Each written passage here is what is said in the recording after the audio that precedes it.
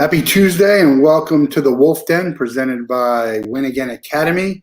Mark Moyer doing some great things within the club room.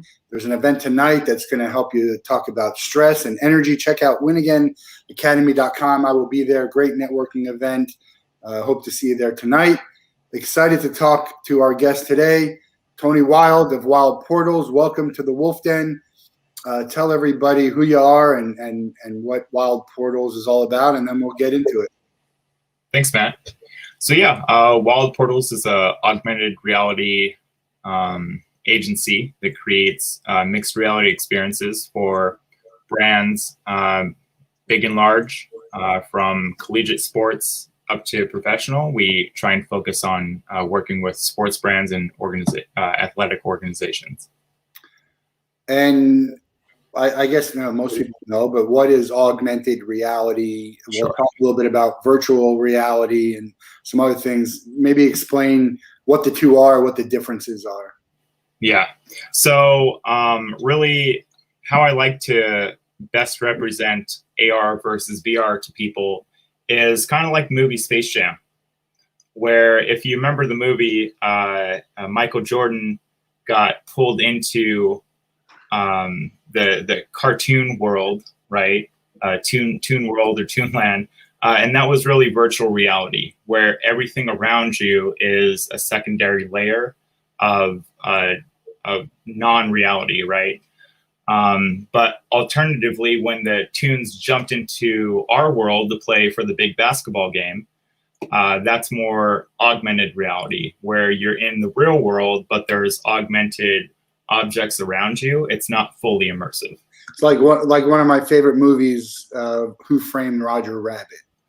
That's an excellent example as well, right? A perfect example of kind of augmented reality and Toons existing simultaneously within the real world. And right? Now I just realized I put together a list of like my favorite movies, and I got to like 100 of them, and I didn't even put that in there, and it's got to go in.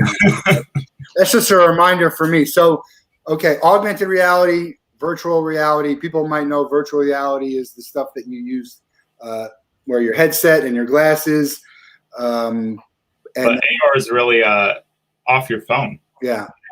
It's that secondary screen experience that can provide you not just entertainment, but education, whether that's being able to see exactly how a machine works and the mechanisms behind it, to putting your phone out at the street and having an arrow point down to give you directions.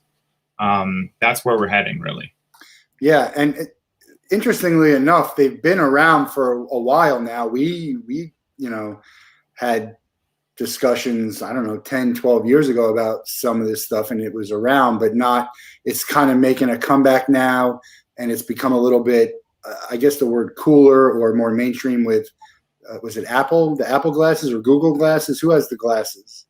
Yeah, so Google Glass came out, I think almost 10 years ago with their version that more or less was kind of a spectacular failure.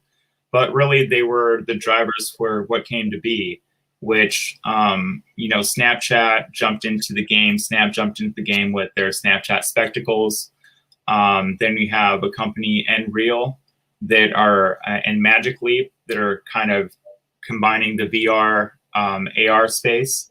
But really, everyone has a lot of hopes on Apple's version that they've been hinting or we've been seeing leaks about, because, as you know, once Apple tries to do something, they really kind of revolutionize the space in a way, right? Yeah, and I guess part of the hope is to make it more affordable, because it's in a very expensive, back in the day, a lot of these experiences are the glasses, starting at what, 300, maybe even more than that. So you got to get those down to 100 or less to start to get the masses to use it. So I would think, the further along you get, the better option there is for that. What's stopping? I mean, if it's been around for so long, what do you think has stopped it from growing faster than it did, and what are you guys working on right now? Yeah, I mean, really, it's about just miniaturizing the tech well enough so that it works, But then you really have to build out the whole infrastructure for that, because just like the smartphone, it wasn't that exciting if you don't have apps, right? What's a smartphone without apps?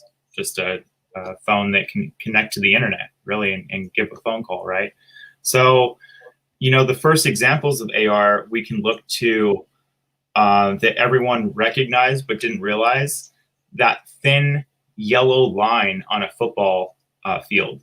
And when you're watching the game, to see where that first down needs to be reached, that was one of the first examples of AR that, they could put out there and spend the money to add that tech in there, but really it had to be take another 20 years and companies like Snap, companies like Apple to start jumping on that train. Our role in this whole space, because we're not platform builders or hardware builders, we're really the creators in this space. So we've been working with brands for the last 2 years now, mostly entertainment properties and music labels, but really we've seen how one AR effect with the right distribution or behind the right sort of brand or attention can really explode that engagement that people are looking for, to see what's new, like what's grabbing the attention, right? As we're moving forward, it's all about leveraging attention. You look at Twitter, the first to 1 million followers was a big deal. Well, TikTok smashed that with first to 100 million followers. So as you're leveraging attention, you're going to see that's what these AR platforms are to do. They're to just grab our attention more, because as much as this thing is addicting, people are finding ways to put it back down. And of course, tech wants us to just pick it back up and keep working. So that's kind of like the great thing and the bad thing about technology. And I'll actually bring it back to your conversation about the smartphone without apps.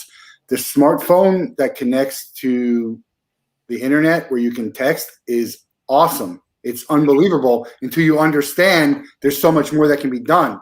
So if you didn't know about all that other stuff, then you'd be like, man, this thing is great. And so with knowing about all this other stuff and everyone trying to figure out, what's next and moving forward, there's a lot of positives from that, but there's also things that are negatives from that from a consumer standpoint, one of which is I have to buy a new phone every year. I mean, not exactly, or a new version. It's like by the time you can get this thing, it's already irrelevant, and they're working on the next thing. So it's it's interesting to see this. And now we're you and I touch a little bit on NFTs, so we'll get into that a little bit later. But now that's the next big thing, and then and not all of these things are going to be great and work, and right. Just like you said, sometimes when you're the first one in, that's not exactly always the best thing if you don't get it right. So, it'll be interesting to see how this goes. We're looking at augmented reality and having, experiences and gamification on our tickets. And so we think that could be a good add-on. We're working on partnerships in that respect, kind of just to add to it, not to really try and sell. And so part of the problem with what I found in the augmented reality space is the expense of it all, because there's not so much off the shelf experiences right now as there is, hey, I want you to create Albert the Gator, for example, which you showed me, doing that specifically. So it's not that affordable for teams, or organizations or events or companies that aren't these huge companies or these big brands right now. You see Nickelodeon did, right? That was augmented reality. That was great, right. Great experience. So how do we get to the point where it's more mainstream? Yeah, really, it's I guess from the AR creator standpoint, it's really hard to build it and build a business where you're creating effects for under, I'd say, $2,500-$3,500 a pop at your minimum starting rate, right? But as we move forward, there's going to be more build your own platforms like what you see is what you get editors with websites, right? You had Wix, you had Squarespace, you had all these websites that you could kind of just plug and play, build your own website. I think we're going to start to see that with AR creation. And that's really going to bring the cost down, because when it comes to the social media platforms, which really are the drivers right now of this technology, you know, there's no cost necessarily to put an effect up for the public to view. It hits their algorithms better because they're trying to promote AR as well. And I think that's what needs to happen, is that there needs to be more plug and play solutions. But really, it's just that those platforms haven't been built yet. And we're still really early in the tech, even though, like I said, I've been building these experiences for 3 years. If somebody were to jump in today, or somebody were to talk to me about this technology today, I would, and say, hey, get to work on it. I mean, I would be right behind those people, because another 10 years is where we're really going to see this blown out. Even with 5G, you know, we're limited right now to creating experiences within 4 megabytes. And really, 4 megabytes is not a big file size to create something really rad. But with 5G, we can increase that up to 50 megabytes. And when you're talking about, you know, 10 plus times that amount of detail, I mean, we can make the movies come to life in, you know, making it really look like Space Jam coming to life on our phones, right? But is that, are they going to want to have the virtual reality? I mean, is that much, much better than 3D? And what do From you, a movie perspective, if you're talking about a movie, I was just talking about in a movie perspective. I mean, yeah, those graphics, those VFX that we see, you know, you're watching Inception, right? You see the building rises up, right? Yeah. If you could literally see that same experience through the screen of your phone, it would blow your mind, right? And right now, we would be able to create a version of that, but it would look very blocky, very pixelated, low detail, versus looking like you're watching it in a movie theater screen. Yeah, our friend Brent is a friend of the show. He says hi. He's a big virtual reality fan. His friend, our friend Rizzo, had virtual reality glasses, and he was enjoying it so much he didn't want to give it back. So but yeah. You know, they're trying to do that. I think there were some studies that said, you know, with regards to virtual reality in a sports sense of actually being at the game, that fans weren't exactly that high on something like that. I'd have to go look at the research, but I did read that somewhere. Well, there's 2 ways to look at it, and that is from the virtual experience side of the opportunity to, you know, right now, a lot of VR headsets, they're wired in. But the new Facebook Oculus, I don't remember the exact model of it. I don't believe that has wires with it. So they're coming out with these VR headsets that you can strap onto your face. And imagine you have 4 of those, okay? You have mom, dad, 2 kids. And instead of going out to the game, you're able to strap on that VR headset and be there at the game. Now, when the technology gets good enough, you're going to have cameras, I would imagine, sitting up on those seats, right? Being able to show you exactly what it would look like from you sitting at that game. Right. There's like still photos of that when you try and buy tickets to an event. So here's the view from this seat, or, you know, 3D type right of the stadium. Yeah. Yeah, that makes perfect sense, right? It's sit down in your seat before you even buy it, right?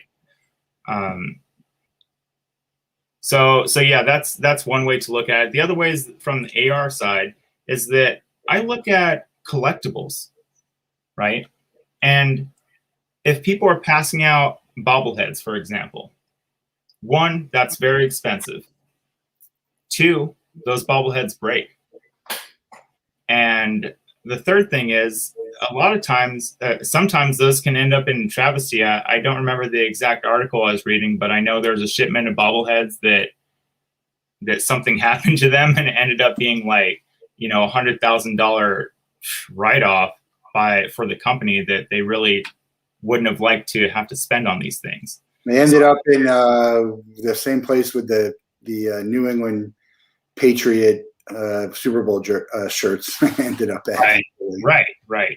So I look at experiences where we can create something that has a physical tracker to it, that we can tag our phone to it. So when the phone recognizes the image, it puts the digital collectible on the screen, right? So that gives you the opportunity. This is a magnet. This you're not going to break or tear too easily versus a collectible bobblehead. And it may not have the same experience as sitting there on your desk, but really that's a non-problem, in that that's a problem for now, but not a problem that we're going to have in the future. Somebody's going to come up with that holographic display, and that's going to be built all off of that underlying tech. Yeah. I'm not sure we'll be well, I guess it's moving fast. I believe that the physical, keepsakes will always be in my lifetime, at least for me.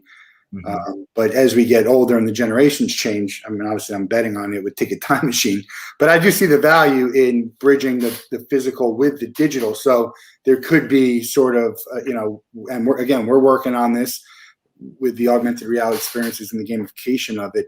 One thing that worries me a little bit, I don't know worries me, but it interests me a little bit, is all the stuff we have visions of the future is all in movies and television, right? I mean, that's what we think the future is. And some of it has come to fruition, and some of it is we think is way down the line. Maybe it's sooner than we think. But isn't there part of you that feels like they're kind of ahead of time, like you said, because we're not in that Jetson world where we're flying, but we're having some of these Jetson type experiences where it kind of feels out of place a little bit with the society and the world that we're in right now. Yeah, it does seem like we're jumping ahead in certain areas. And really, I just think back to how, they've gotten some things right, but they've gotten a lot of things wrong. If you look at Star Trek, I don't even think they had the concept of cell phones. Like, they didn't even think about smartphones and physical PDAs. They just had scanners, right? And me and you, we know how limited you would be at a scanner versus a cell phone with all the visuals and infographics. But then they were years ahead with something like, and here's how we can bring this back full circle. If you look at their, I forget the material, like a transponder or the little thing that created all their food, the materializer, I forget the exact name of it. And I know people are gonna, hit me if there are any Star Trek fans, but essentially what that program did was allow you to punch in any button and boom, hot chocolate would appear, right? So Back to the Future had that too with the pizza.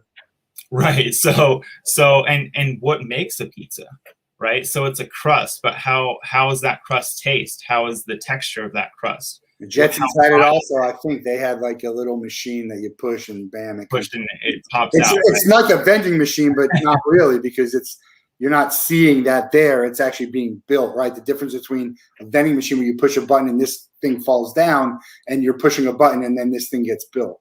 Right. So at the foundation of that, everything that we hold and we can touch, it's just made of atoms, right? And there's some instructional way to make this can, the same way there's, the instructions to make me and you, right? So breaking that down into an instructional blueprint is really what essentially NFTs and blockchain are. Right? Because if you can give somebody the code to create something and they own that, then they can replicate it as many times as they would like. Right? So it'd be like somebody actually creating the code for a hot chocolate to taste this way. Right? But if you think about what the real future is going to be, it's not going to be just a hot chocolate's going to appear. There's going to be some brand that's going to be involved, right? It's going to be Nestle hot chocolate, or it's going to be Swiss Miss hot chocolate, or it's going to be both, and there's going to be two different flavors. Well, so we'll touch on NFTs a little bit. I think NFT and blockchain, I think it's ripe for fraud and manipulation because I think, if you're talking about a robber, I got to come to your house and find everything that's valuable to you. I don't have to find anything but you. Gun to my head, have all my NFTs. You could have everything I own, right? I mean, it seems very obvious to me. And there's other stuff too, but I'm just saying. Well, let me stop you for a second. And what's to stop somebody from pointing a gun to your head and saying, "Give me your watch," or "Give me your most priceless item. Give me your computer." Well, take my computer, but I might have a ton of things in this house that you don't have any idea about. Right. Well, that's the other joy of, and I'm not trying to start a debate, but with the wallet situation, you're able to really anonymize who that buyer is. Yeah. No, I get it. It's a big thing right now. I just think some of this stuff to me, feels a little bit ahead of where we are today. It's like, what's going to be the point of leaving your house at some point and then interacting with people or jobs. I mean, you can get robots to do your job. I mean, that's that Bruce Willis movie, Surrogates. Remember that? Yeah.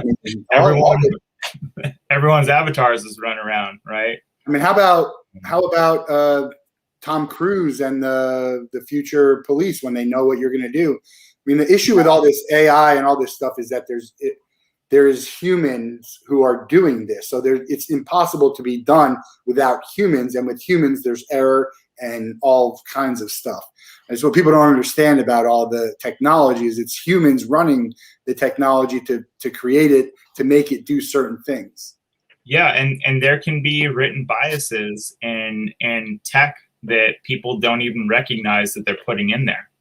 One big thing with AR was actually there was a student who realized that AR effects did not track her face well. And that's because she was Black. She has darker pigment skin. Yeah. And because of how the camera tech currently works, it tries to determine light pixels from dark pixels to create what the camera sees as a face to track that image to. Right. It's not colors, it's just white or black. Light and dark. You got to think about how a camera would look at the world. Right. And it would just see things in data. Right. So she recognized that there was somewhat of a bias in some of these programs. And it really opened up our eyes to, I think, the bigger picture of making sure that these biases aren't written in, because like you said, in a situation like Minority Report, where everything's run off of maybe not these human hybrid savants, but off of big data, you're going to have issues like that. You're going to have false positives, right? Frank talks about facial recognition. I haven't had a chance to watch it, but there's an interesting Netflix documentary about the downfalls and biases of facial recognition. So, and I know Frank is involved in some facial recognition with his company, Concierge Pad, which is high school or school safety. Really, it's a school management system, but it has to do with safety. So they use some facial recognition stuff. And we did, when we were doing this, we were doing testing on this thing here for the, to try and get the augmented reality going. And it read the 6 not great because it doesn't have, in the background, it doesn't catch. And then we had another situation where it would, the Ticket Time Machine logo would change colors when it went. And again, it would read only 1, which is not a bad thing because it's kind of cool to be like, hey, it'll activate with this, but it won't activate with that. That's not a problem for what we're looking to do. But there are use cases where that could cause some error in that. Yeah, and to Frank's point, I think I watched a little bit of that doc as well. And really, they're getting, in other places where they've been able to pass laws on public surveillance and security. They have places in the UK set up right now where they post up a sign, hey, facial recognition in use. But if you walk past that sign and you try to hide your face, the police will literally stop you and fine you for hiding your face, saying that you're breaching this law. I mean, it's a little. I understand privacy and invasion, but there's no real reason for you to hide your face when they say, "Hey, we're going to look to." Well, here's something to consider as well. Maybe you don't have anything to hide, but maybe you don't want that false positive where you're walking down the street and suddenly you're tackled because your facial recognition. And that's the other thing too. The other thing to really look at is that, and they pointed out in this doc, was that the amount of people who were mislabeled was like 60, and I'm definitely misquoting this, but it was extremely high. Very high. But on the other side, if you hide your face, it's a false positive. You might not get that opportunity to prove that it's a false positive, right? I mean, they're at least your face isn't. Well, here's the thing: even if your face isn't recognized, what's to stop them from tracking your facial metrics and then being able to have your face in a database without your knowledge? Are you comfortable with that? I had it. I had my name in a database with a battery because someone accused me and they never told me. It was on it was a counter charge. I had filed a report for someone who sucker punched me, and without knowing it, they filed something, and the police for some reason didn't investigate. And it was on my record for 20 years. I had no idea. 20 years until I worked for LexisNexis and looked up my profile. But that was going to every time I did a big purchase, right? My credit, it was going towards every job I ever did. So yeah, I mean, technology is great. We love it. We're all about it, but there's definitely some downsides. And I think the rush to get there is only going to make things a little bit worse because they have this sense of feeling that we have to get this out today instead of really perfecting it, because it's millions of dollars, if not billions, the difference between getting it out there and not. And that's why they'll invest the money even in something like, the vaccine type, drugs and stuff. Mm-hmm. Yeah, and that's you saw that happen exactly right with the world effort. You're able to come to solve these problems much quicker, right? When the money at it. When the money's coming from the government and it's not your money, it's a little bit easier to do. Right. Let's hear a little bit more about your background. You've been doing this for about 3 years, as you said, but where'd you get into this stuff? What's your, how did you start it, and what was your specialty? Yeah, I mean, I'm just always a dreamer, man. So if I see something that I read about, that's where I start. My brain just can't shut that off.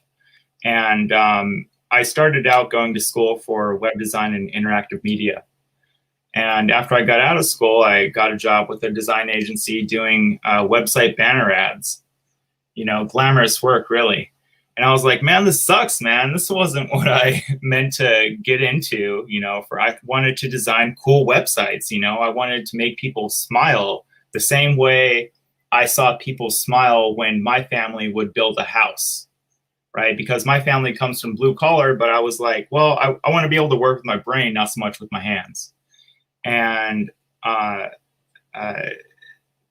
after being able to start learning how to build websites, I started working on the design phase more, started learning the marketing side. I go, well, I don't want to work for this company, but I still want to do websites. I need to work for myself. And that kind of started the inevitable process to, my entrepreneurship pathway. And then, one of the first things I looked at was actually drone technology. So drones were getting pretty hot. DJI was new and fresh on the scene. And I think I might have read something about, drones being able to collect photogrammetry for construction and utility. And I was like, a light bulb went off, and I started building out a version called, I think, Icarus Systems or something like that at the time. I created my side of it. I read about a company named Fly For Me in Boston that was doing the same thing. I contacted them, hooked up with them, ended up working with them for a couple of years. But really within that space, I learned how a drone can capture volumetric data at an amazingly accurate rate. So just by going over an area and taking shots in in a line that we could literally program with our fingers at 90 degrees, and then going around that area with the camera at a 45-degree angle, that would actually give us the volumetric data for that area down to like within survey grade, within an inch. And drones are just miniature satellites in a sense? Drones are just flying cameras. Yeah. You know? Well, that's what Google Maps is based on, was drones or satellite imagery. I mean, Google Maps. Not in Google Maps, when you go in and when you can literally look at your house. Yeah, Google Earth. Google Earth, yeah. Right. So yeah, and that's on a lot bigger playing field. But really, one of the biggest projects we worked on with that company was surveying for a city to replace the water lines in the town. So it took us about 3 weeks to fly this area of the town, allowing the company to save, I want to say somewhere close to the $50,000-$80,000 range. And we got close to that ourselves just for the project, you know? So I really saw from the beginning how 3D data was extremely valuable to companies. And then I read about Snapchat buying a company called Cinemagine in 2016 that would essentially be able to put a Starbucks logo on a coffee cup. And another light bulb went off. You know, I just gotten done with a drone startup, and they had broke in to go in different directions. And I was kind of looking for something new. And I started exploring geofilters and geofencing with ad placement. So this first area is sort of AR in that after the content is captured, if you're within a certain geospaced area on Snapchat, for example, you could swipe across on the screen and it would pop up different overlays, design overlays. Right. So we did something with Phoenix Open out in Arizona, a large golf tournament, and a local hamburger restaurant that was selling burgers there. And they got, I want to say 2 million people interacting, or 2 million pieces of content from people viewing their brand at the Phoenix Open. And then that moved into the AR space. Snapchat opened up Lens Studio. They're really one of the first there for that in doing social AR. I learned how to start building AR effects for brands. And really what AR is about is blending all the mediums that you currently have and putting that into a virtual space, right? So 3D, 2D, design, After Effects, all those elements can be incorporated into a mixed reality experience. Yeah, it's some of the stuff we've seen it gets real cool, and some of it, I guess some of it's a little repetitive. Like if you've seen this here at this professional team, then I'm gonna go there. But they all can use it, right? It could be the same, and they're gonna start to do it or some variation of it. There's a lot of fan experience type deals out there and experiences, and we're only going to see more of it for sure. And sorry, go ahead. No, I think it's great, but because there's a market for it, but I also think the same thing that you said is that sometimes they're just trying to keep your attention, and it's like low hanging fruit. It's not really. It's it's a minimal effort. It's not really going to enhance, but it's enough to distract almost. Yeah, and really that's when you think about what one of the major value components of AR is, it's the new marketing medium. Just like with your ticket time machine, the inability for that tracker to capture the image accurately, it's a non-problem. It's a matter of time before they go, hey, we now have multi-image tracking, where it doesn't matter if it's one image or another or some variation tween of that, it's still going to recognize the pixels and activate that image. Yeah, and some of it's location. Like, I have to activate it on the floor and then it goes, but now that's a really weird angle. So they got to, the idea is cool. They just got to perfect it. Or you have this thing on here and I'm like trying to look at the angle to see like oh, do you see it? And I'm just trying to go. And the things like hanging upside down, like really cool things, you know, but definitely needs to be perfected.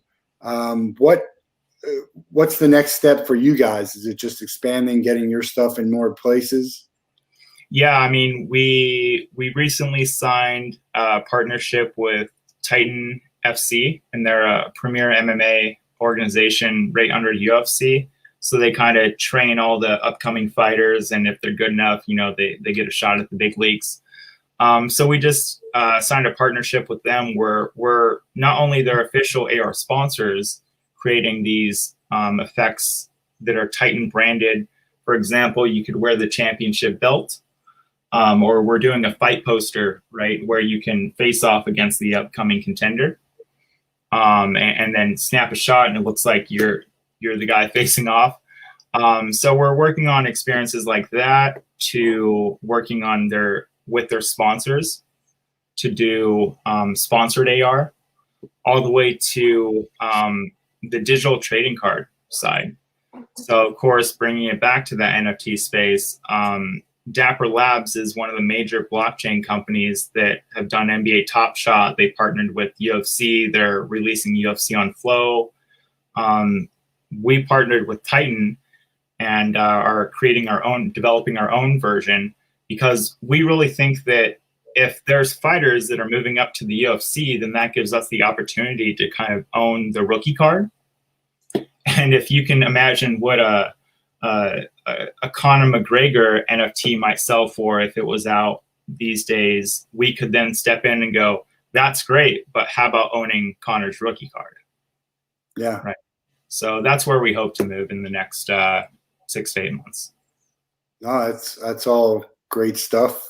Keeping up with the times, and a lot of companies out there. It's tough because there's a lot of good companies out there, but on the flip side, there's so many opportunities. Like, it's not, I think it'd be in the same way we think, is to kind of just work together, or trying to make the product better, right? To make the industry better, as opposed to being like, in competition, which you are. We all have competition, but I'd rather have the conversation to be like, hey, how can we make this better and give it a better look for us?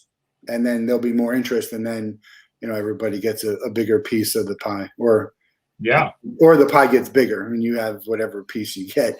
Either way, it's pretty good. Any significance to the MTV hat you're wearing, or is it just cool, old school? Yeah, just personal. I grew up watching MTV right before going to school. So they would always have the music videos playing. And then I found this hat. This is actually a hat that H&M made. And I bought this hat before. I lost it, or it got wrecked. I think it got wrecked. I was in a pretty serious ATV accident a couple years back, and I think it got wrecked then. But I could not find it online. They stopped selling it. Periodically, I would search eBay. I know it sounds silly, but I would look for eBay for this exact same hat. Miraculously, like 6 years, or I don't know, not 6 years, 4 years later, I found this same hat on eBay. Somebody put up selling it for $22. And I was like, I wish you had more, but I'll buy this one. And ever since then, I'll periodically jump on, just because I like the style, and it's a unique hat to me, and that most hats, I'd say the bill should be straight. If you look at this hat, it drops down. So just the style, I had a hat that had a chicken and a cat on there, and you can imagine what they were saying to each other. And my friends threw it out the window, and I've never been able to find that. I love that hat. That was back in the day when I was wearing hats. But yeah, it's I've never been able to find it. It's funny how there's certain things you can go on a search for and you can find, and you're like, you'd be so surprised that you could find it. And some things you're like, man, I can't find them. I just bought an old pair of Jordans, retro Jordans, from sneakers I wanted a long time ago, and now they redid them, and they're kind of floating out there. So that was cool to find. How about the ink? You got some pretty cool ink there. on your arm. Did you design any of that stuff? A little bit. A lot of that was taking it to my artist, Age Drago in Tempe, Arizona. And Age really has a great way of going, okay, this is, I give him a real picture, right? And then he would sketch it up in his style. But really everything here on my arm is just all about sea life. I'm just a big fan. Before I thought I was going to be working in tech for a career, I actually thought that I was going to be a beach bum. I was like, that sounds, when I was like 13, 14, I'm like, I'm done. I'm done with the rat race. I'm going to be a beach bum. I'm going to work at a restaurant and I'm going to surf Dawn Patrol. And my email is, I'm going to be a company surfer for Rusty, so that was my big plan back in the day. The beach bum could be a great thing and it could be a negative thing, right? Like you celebrate the beach bum and you'd be like, that guy's a beach bum. Well, you want to have the life of the people that you see that actually have their trailers set up on the beach, but then you realize that those people have had those trailers set up there since the 80s and they own that space. Yeah. Any plans to get more ink on the other arm or? Yeah, I mean, I always have ideas in the mix, and I like to keep it colorful at least. But yeah, it's just a matter of getting into the shop versus the pandemic versus the work that keeps me locked in this computer every day. Yeah, the tattoo artist it's fascinating because it's very hard to mess up. Right? I mean, it's easy to mess up. It's easy to mess up, but it's hard to mess up and do well. You do an IR, you're on graphics, you can do whatever the hell you want and just click delete. You can't do that with a tattoo. And so you see some really funny, and I don't know if all of them are real or not, but you see some really funny mistakes and no regrets is obviously probably the famous one. And, some really funny tattoo stuff. It's a risky proposition getting a tattoo. I mean, you could go over it and change it into something, but when you're doing a big project, like I assume you didn't get all that done at once. No, definitely not. Yeah. Too much time and too much money, right? Right. Bringing it to the AR topic as well. There's actually a company called Inkbox that does like temporary custom tattoos. I think you put it on your arm and it'll last for like 2 weeks. Yeah. But they were trying to do a couple promotions. They teamed up with a couple AR creators that I knew personally, where you would buy the tattoo and it would come with an AR effect. Okay, that's cool. So it would be able to scan your skin, and then you'd have, a koi floating above your real koi. Yeah. Can you? That's actually very cool. I do like that. It's got a scan. Is there going to be like a machine that gives you a tattoo? I mean, could they just say program it to do this and with the colors? Yeah, I mean, hell, I imagine these days it's just a matter of time before they come out with a 3D printable tattoo machine that actually measures the circumference, the angle, and the curvature of your arm or body part, and is probably able to laser that on there like a printer. Isn't it crazy that the 3D printer and what's the thing you hear most about using the 3D printer? 3D printing, I think 3D printing is, I mean, the technology itself is just huge application wise, because with 3D printing, you're not only are you able to let more people experiment with the technology, which can open up structure design, right? But also you look at how people are 3D printing houses. Yeah. Right? Well, I was going to say guns. I mean, that's what you hear people talking about, 3D printing guns. And I'm just like, first of all, that's crazy. And second of all, don't tell people they can create guns that easily. Like, let's not. Well, that's a huge case right now, right? Or I know it was a number of years ago too, when it was first released, the 3D printed gun, with the instructions were released or something like that. I think they got sued and they had to take them down, and it had to go above a court and I don't remember the exact verdict on that. But I think it was still able for them to release it under like a free speech act. Yeah, I don't know. There's protecting the Second Amendment with the First Amendment. always a loophole for something, and these are bad. Like, you know, it's not illegal, but let's change the law if we need to. That's for another conversation. Right. Is that a COVID stash, or is that your general look? The stash, yeah. I'd say that's kind of a general look. If it's the winter, I always have the beard grow out. Yeah. But in the summer, Arizona, it's just too hot, and I'd rather have a mustache than this. I have pretty good facial hair, but for some reason, my lip, man, it looks so small and dainty. It looks like I just got some hair up here. So I always just from that growing up or seeing how that happened, I always have a mustache these days. I don't know if Brent's listening anymore, but we used to have something called Mustache Saturday. So we'd grow, I always grew it. He didn't really, but he would have times where he would grow. And when he was ready to shave, we would just shave everything but the mustache and go out to the bars and see the reaction. You get a lot of looks. Oh yeah. People call it a porn stash or creepy dude or just all sorts of things on the gamut, good to bad. Well, I think some people wear it well, and some, no one. My dad tried a mustache back in the day, and we were like, "Dad, you look so weird. Shave it off." But some people it does fine for them. Same with a goatee or a beard or whatever it is. But I know a lot of people are, don't get it. With COVID, haven't had a chance to get haircuts or shaves or stuff like that. Yeah. I keep my side shaved, but it's definitely getting crazy long in the back to the point that I keep thinking there's like a bug flying on my neck. Yeah. Actually, just like my hair tickling the back. That's what I'm doing. I'm keeping the sides close and just letting the front do whatever.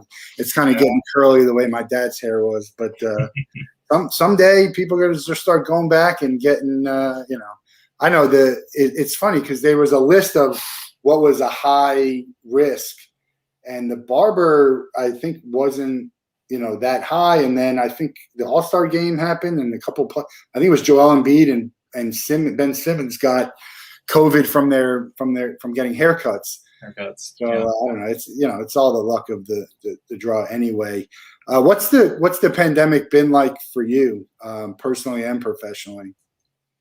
Yeah, I mean, personally, I've been lucky in that I managed to escape up to my family's farm and outside of Phoenix, which it was kind of epicenter. I've had some friends, I catch up with. They're like, "Oh yeah, we've had it 3 times," and I'm like, 3 times, and it's like, yeah, I wasn't afraid at first, but the second and third time it wasn't as bad.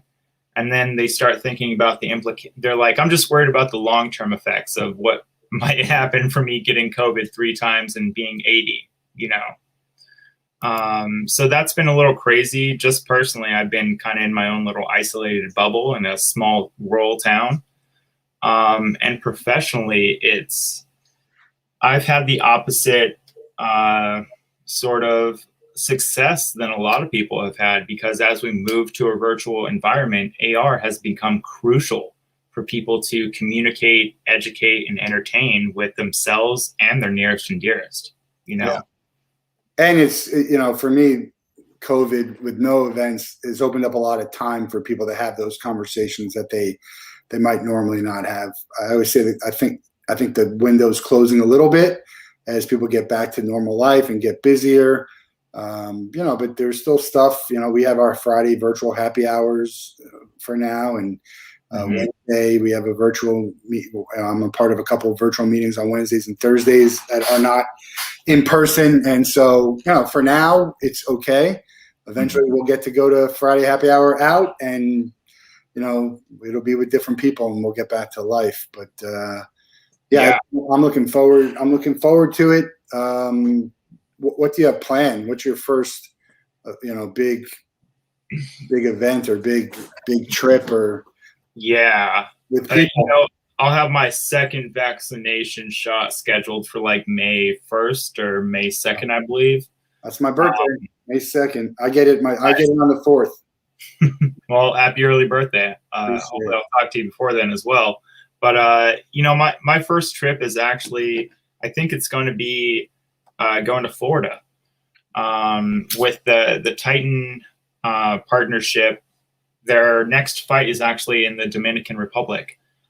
But their next statewide fight is happening, I think, sometime in June in their headquarter area in Florida. So I think I'm going to be traveling out there, spending some time with them, helping develop the pain points for AR activations, making sure that their live event is more tech focused. And then also there's a couple other programs that I'm a part of. Raleigh, North Carolina, we won a Write Your Reality Challenge where we're creating an AR demo for the Raleigh Convention Center. Oh, nice. So I might actually try and get up to Raleigh just to create a video of me walking into the center, scanning a QR code on a podium that I place within the center, and trying to make the experience look as real as possible so that we can hopefully move forward to that prize money. Yeah. Yeah. That'll be good. Fun trip, and also a chance to win, which is always good.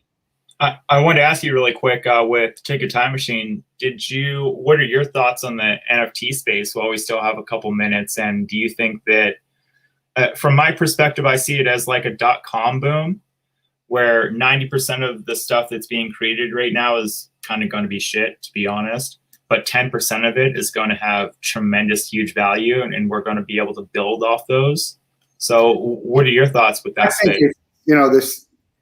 I think it's largely unaffordable for the real stuff that's worth, and then people are going to manipulate it and get that stuff to be worth. So the rich get richer, and the people who have money to throw it aren't going to care. I don't know that the cheaper one. I mean, I talked about this? Didn't someone sell an NFT fart? Wasn't that something that happened? So anyone once again, let me bring you back to 90% of that is to use my I think people are going to make money on it, and there's a lot of people who don't want to miss out on the money making of it. But I don't know. I'm a physical experience type of guy. This is all about what's valuable to you, and to me, that stuff does not hold as much value for me. Mm-hmm. For other people, it does. It's a better alternative to actually being able to have it. But I think there's a possibility to saturate the market, like you said, when 90% of it's no good and there's only 10%. You see what's going on with the card craze right now. You can't get ahead. Even in the tickets, there's a ticket collectible market where these things are going for ridiculous amounts of money. They've increased 10 times in the last because some influencer starts talking about it, and they actually have money invested in, whether it's the cards, or now they're all into the NFTs, and they're all putting something out there. So it'll be interesting. I haven't bought into it yet. My friend Oishik, he was into the NFT horse racing. I don't know how he's still doing with that. There's definitely applications and use cases for it. So we'll see. I think a lot of people are looking at it as like a get rich quick kind of thing. And I don't know. People will make money. People will lose money. It's gambling in a sense, I think. But at the end of the day, everything's only worth what someone will pay for it. And people overpay for a lot of things, and some people undervalue things that probably should have more worth. But maybe that's just my personal worth, and not the worth in the eyes of what's out there. So, I'll say this, that you. Or not you specifically, but anybody that doesn't see a value in NFT will never see a value in NFT until they see an NFT that they're like, I gotta have this. Yeah. So I can see the value in things that aren't valuable to me. So that's why I think is good, because I need to have that happen with my stuff, to have people see the value, even if they aren't the collector. And there's a lot of collectors out there. I'm not sure what that would be. Do you know what that would be for you? Yeah, I think so. I mean, for me, it would be being able to own own access to experiences. Yeah, well, that's the thing. So if you start giving it value, well, someone was talking about the Gronk NFT, and they're like, yeah, well, he gave you experience. He's going to invite you to a game. Mm-hmm. I'm like, yeah, I'm not, for $250,000. You're going to have to give me season tickets. Right. So here's what I'm talking about. I want an experience. I want to buy an NFT with Mike Tyson to do a training match with him. Well, let me ask you this. Why does it have to be an NFT? Why can't Mike Tyson just put this up? Well, because that's the method for which we're talking about use cases for why this is useful. And an NFT basically says that it's just another way to authenticate and certify an experience through a digital platform. What if Mike Tyson sells you a set of boxing gloves that he signs, that he says, you buy these, you're going to use them in a fight with me, an exhibition fight with me, or I don't know. That's an extreme. Right. Why not a digital trading card that spins with the pair of signed boxing gloves that gives you that same experience, right? It's tomato, really. It's the same thing as going, why is this sculpture of a man leaning like this worth X amount of dollars? Well, again, that's art. Intrinsic. Art right? Intrinsically is, I could look at someone who's like, you always say, when you see that art, you're like, well, I could do that, right? I could throw some paint. Right. My niece, my 4-year-old niece, did some finger painting. Let's see what it's only worth what someone will buy, and people do see value in it. So that's where people will see value in this NFT, and it only needs one. You only need one person to see the value, or enough people to see the value where that price keeps going up, because they're going to say, okay, you got to pay more for it. So yeah, I think it's. I definitely wouldn't. Look at really quick. Look at Kings of Leon. Right. Kings of Leon released an NFT that allows you a front row concert experience for every show they do. That means that you could get 3 or 4 of these experiences, and then you can sell that ticket to another fan. Yeah. Right. So that was just a quick case example of how I see something building in value. But yeah, there's, like I said, 90% of it probably going to be shit. Well, I think or NFT. When you talk about that, to me, the NFT isn't the product; it's the vehicle. The experience is the product. Yes. You're looking at as the product and not the vehicle. That's what I think the problem is. And with all these people rushing to get that NFT out there, that's my feeling. Yeah. So we'll see. It's interesting though. I don't know. I'm all in on the AR stuff. That's for sure. We're excited to add it to our stuff. We're excited to see what you come up with. I've seen some of your stuff before. It's really cool. So we're going to ask you, get you out of here on the question we ask everyone, and then tell everyone where they can help and see some of your stuff. We want to know, you got 24 hours to spend with one person. They have to be living, and you can't be related to them. Who is it? What are you guys doing? We're going to put it on the list, and I'm going to make it happen for one of our guests. But maybe it's an NFT. Maybe we buy an NFT experience that someone said was on the list. We've had some good ones. So quick question. Am I passing away after this? No. Okay. Honestly, I'd probably sit with one of, I hope it's not too cliche of an answer, but I'd want access to somebody who I'd never been able to have access before. And that would be one of the smartest people in the world, in my opinion, which are either Elon Musk or just the commerce brain behind Jeff Bezos, So which one would you pick if you can only pick? I'd say Elon. Yeah, if I could pick between the two, it'd definitely be Elon. Okay. Yeah, it'd be an interesting conversation. You going to go Joe Rogan with him? So 420, today's 420. Full disclosure, I've actually never done marijuana. It's okay if people do. I've never actually smoked before, but it's cannabis, my friends laugh at me when I make marijuana jokes, but it is 420. Today is 420. Today is 420. I am a cannabis-friendly advocate. I didn't actually ever smoke cannabis myself until I was in my 30s. Yeah. So I'm a late bloomer in that aspect, but it's for everyone it's for anyone. and everyone. And if you don't like it, that's okay. And if you do like it, that's okay too, as long as you're responsible, just like every other you use some harder stuff we have out there. You Yeah. use some of that other stuff, you can create your own virtual reality experience. There you go. Yeah. but those come with a lot more serious health issues. Yeah. But right? Look, Elon Musk, I mean, I think he does giveaways of experiences, or not giveaways, but certain comps. So it's not out of the realm here. So we're going to put Elon on the list. It's in the books. Appreciate your time. Tell everybody, we got some information here, website, Instagram, Twitter. They could see some of your work. How can they support Wild Portals, and what would be helpful for you? Yeah. So, like you're saying, we got our website up. Feel free to check out some of the AR work that we've been doing. Check out Titan FC. They're on UFC Fight Pass. We're creating AR effects for them on Instagram, Facebook, Snapchat.